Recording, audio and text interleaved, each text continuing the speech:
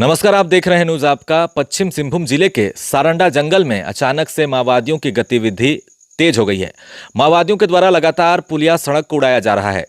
3 mobile phone tower को आगजनी कर दी गई है। सबसे पहले न्यूज आपका पर देखिए वो एक्सक्लूसिव तस्वीर, जिसमें आप साफ साफ देख सकते हैं माओवादियों ने एक सड़क को उड़ाया है। ये कुदलीबाज से कुमडी जाने वाला मुख्य मार्ग है, जहां माओवादियों ने बेसुली और हमदोड़ा नामक जगह के बीच में इस सड़क को आईडी विस्फोट कर उड़ा दिया है। जिस जगह पर माओवादी ने आईडी प्लांट कर ब्लास्ट किया है, वहां पुलिया बनना था, ऐसा बताया जा रहा है, जिसको लेकर उस जगह को खाली छोड़ दिया गया था और दोनों तरफ पक्की सड़क तैयार की गई थी। आपको बता दें कि कुदलीबाज से किरीबुरू जाने वाला ये मुख्य मार्ग था और कुदलीबाज से किरीबुरू की अगर हम दूरी की बात करें तो 20 से 25 किलोमीटर होगी और कुदलीबाज के ग्रामीण इसी मुख्य मार्ग से होते हुए किरीबुरू का साप्ताहिक हाट बाजार जाते थे। मगर जिस दिन से ये आईडी ब्लास्ट की घटना इस सड़क पर हुई है, तभी से ये जो पूरी सड़क है इसमें सन्नाटा पसर गया है। लोग डर के माहौल में जी रहे हैं और लोग जो है इस जगह के नज़दीक भी डर के कारण नहीं जा रहे हैं। बहुत मुश्किल से हम तक उस जगह की 2 तस्वीरें निकल कर सामने आ पाई है, जिसमें आप साफ साफ देख सकते हैं आईडी ब्लास्ट से सड़क में एक गड्ढा हो गया है। वहीं जमीन पर पेड़ों के पत्ते बिखरे हुए दिखाई दे रहे हैं। ये घटना मंगलवार रात की है, जब उन्होंने सड़क उड़ाया था, ऐसा बताया जा रहा है। फिर बीएसएनएल टावर को कुदलीबाज में जो है आगजनी की।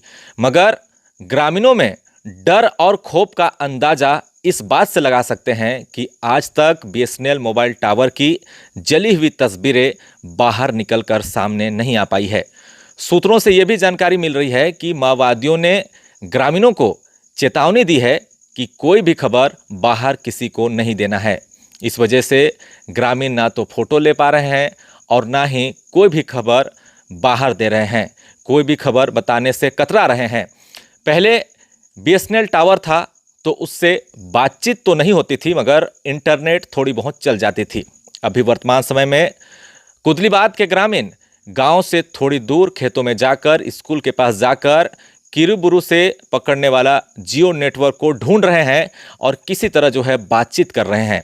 सूत्रों के हवाले से ये भी खबर मिल रही है कि माओवादी गाँव के कुछ ही दूरी में आसपास भ्रमणशील हैं, जिसको लेकर पूरे गांव में डर का माहौल है। लोग जो हैं घरों में बंद रहते हैं और सन्नाटा पसरा हुआ है। सारंडा में माओवादियों के अचानक बढ़ते आतंक को देखते हुए आप सोचिए, कुलेबुरू में सुरक्षा बल के कैंप रहने के बावजूद 3 किलोमीटर दूर वो घटना स्थल है जहां वो नहीं जा सके हैं अब तक, ऐसा बताया जा रहा है। क्योंकि माओवादियों द्वारा इस घटना को अंजाम देकर हो सकता है एम्बुश में फंसा सकते हैं।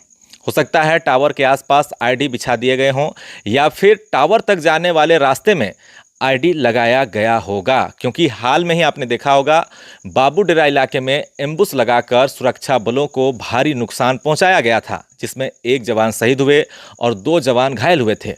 ऐसे में सुरक्षा बल के जवान भी काफ़ी सतर्कता बरत रहे हैं। ऐसे मामले की काफ़ी कड़ी सतर्कता के साथ निगरानी रखे हुए हैं। कुदलीबाज में लगभग 60 परिवार हैं और इस गांव में किसी के पास 4 पहिया वाहन नहीं है, ऐसा बताया जा रहा है। किसी के पास सिर्फ मोटरसाइकिल है, ऐसी बातें निकलकर सामने आ रही है। ऐसे में गांव तक पहुंचने वाली सड़क क्षतिग्रस्त हो जाती है तो लोगों को काफ़ी लंबी दूरी तय कर छोटा नागरा जाना होगा और उस इलाके में भी पोंगा में पुलिया का कार्य जो है अधूरा है, ऐसा बताया जा रहा है। तो सोचिए गाँव तक एम्बुलेंस कैसे आएगी। वर्तमान समय में माहौल को जो है देखते हुए कोई भी 4 पहिया वाहन, चाहे वो एम्बुलेंस हो, चाहे वो कोई भी 4 पहिया वाहन हो, कोई भी गांव जाने से डर रहे हैं। मगर कोई बीमार या घायल व्यक्ति तड़प रहा होगा तो उसको अस्पताल तक ले जाने के लिए जो है अब सोचना हो सकता है। ऐसी स्थिति जो है पैदा हो गई है उस गांव में। कुदलीबाज के लोकेशन की बात करें तो ये सारंडा के सेंटर में है। उसके चारों तरफ घना जंगल है और काफ़ी लंबे समय से ये इलाका माओवादियों का सुरक्षित ठिकाना बना हुआ था। मगर उतनी हलचल नहीं थी, ना ही कोई भी बड़ी घटना कई सालों से उस इलाके में देखने को मिल रही थी। मगर वर्तमान में जो स्थिति माओवादियों ने उस इलाके में पैदा कर दिए हैं, इससे आने वाले दिनों में सारंडा में फिर से खून की नदियां बहती हुई दिखाई दे रही है, क्योंकि एक तरफ नक्सली हैं, एक तरफ सुरक्षा बल के जवान और बीच में ग्रामीण। ऐसे हालात में सारंडा में पहले जैसी स्थिति बनते हुए दिखाई दे रहे हैं, जो कि पुलिस प्रशासन के लिए एक चिंता का विषय बनता हुआ दिखाई दे रहा है। जिस इलाके में सुरक्षा बलों के कैंप हैं, उस इलाके की फोटो बाहर निकलकर सामने नहीं आ पाना, आप सोच सकते हैं कि आने वाले दिनों में क्या कुछ हो सकता है। माओवादियों ने एक खास रणनीति के तहत जो है लोगों को अपने संगठन में जोड़ने की पहल शुरू कर दी है। इसमें सबसे अहम रोल आने वाले दिनों में मिलिशिया सदस्य अदा कर सकते हैं। सारंडा जंगल में रहने वाले लोगों का अगर जनजीवन की बात करें तो सिर्फ और सिर्फ वो जंगल पर आश्रित हैं। पूरे साल जंगलों से पत्ते और लकड़ी बेचकर पेट पाल रहे हैं। सरकार ने हमेशा से वहाँ रहने वाले लोगों को नज़रअंदाज जो है किया हुआ है। बड़े बड़े माइंस कंपनियां लगाई गई, मगर उसका सीधा फायदा कभी भी उन इलाकों के ग्रामीणों को बिल्कुल नहीं मिल पाया। आज भी ग्रामीण जो है मूलभूत सुविधाओं के लिए परेशान हैं। ऐसे हालात में इसका सीधा फायदा अब माओवादी जो है उठा रहे हैं और सारंडा को वन्यजीव अभयारण्य का विरोध में दोनों खड़े हैं।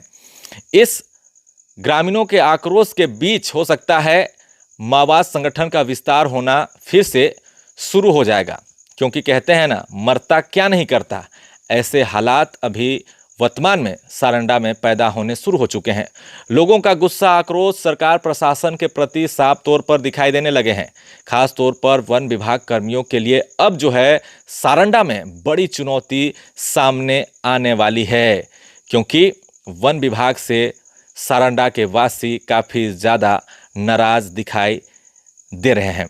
अब इन तमाम चीज़ों के बीच सरकार प्रशासन फोर्स किस तरह से नक्सलवाद को खत्म करेगी, ये सबसे बड़ी चुनौती निकलकर सामने आ रही है, क्योंकि माओवादियों ने अभयारण्य के विरोध के बाद से ही लगातार हर एक दिन भारी तादाद में जो है उत्पात मचाया है, जो कि साफ तौर पर स्पष्ट दिखाई दे रहा है कि माओवादियों का मनोबल पहले से काफ़ी ज़्यादा अचानक बढ़ गया है। और इस मनोबल को बढ़ाने में वाइल्ड लाइफ सेंचुरी का विरोध अहम भूमिका निभा रहा है। सोचिए कैसे माओवादियों ने मनहरपुर थाने से 6-7 किलोमीटर की दूरी में पेड़ काटकर, सड़क जाम कर पोस्टर बैनर लगा दिया। उससे पहले उसी आसपास एयरटेल टावर को जला दिया और अनेकों हमले का जो है सिलसिला लगातार उस दिन से जारी हुआ। हालांकि माओवादियों की संख्या अभी भी काफ़ी कम है, लेकिन उत्पात मचाने में उनका मनोबल कैसे अचानक बढ़ गया है, इस पर प्रशासन कैसे जो है वो लगाम लगाएगी, यह भी बड़ा सवाल है। फिलहाल अभी के लिए बस इतना ही, लेकिन नेक्स्ट अपडेट में जानेंगे कि छत्तीसगढ़ के सैकड़ों माओवादी सरेंडर कर रहे हैं और झारखंड में माओवादी कैसे भारी उत्पात मचा रहे हैं। और वहीं आपको बता दें कि कुछ देर पहले ही माओवादियों ने एक प्रेस नोट जो है वो जारी किया है 7:30 बजे के आसपास। मैं आपको वो प्रेस नोट भी बताऊंगा कि माओवादी क्या कुछ कहना चाह रहे हैं। देखते रहे न्यूज़ आपका नेक्स्ट अपडेट के लिए। धन्यवाद।